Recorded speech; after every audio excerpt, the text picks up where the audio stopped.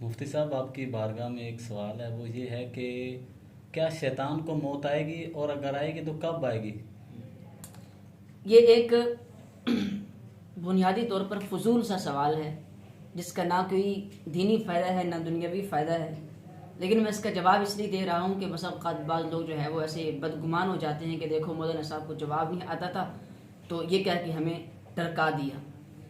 تو شیطان کے بارے میں جو مذکور ہے قرآن پاک کے اندر وہ یہ ہے کہ اس نے کہا تھا، اللہ رب العزت کی بارگاہ میں عرض کی تھی کہ انظرنی الی یوم یبعثون، کہ مجھے مہلت دے اے میرے مالک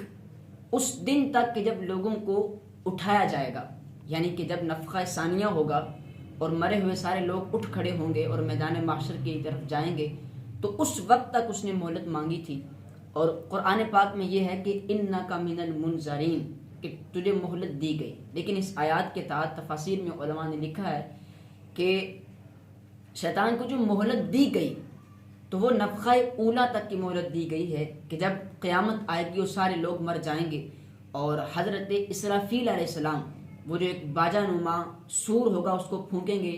تو اس نفخہ اولا کے وقت جو ہے وہ شیطان بھی مر جائے گا، اور پھر جب دوبارہ سب کو اٹھایا جائے گا تو پھر اس کو بھی اٹھایا جائے گا۔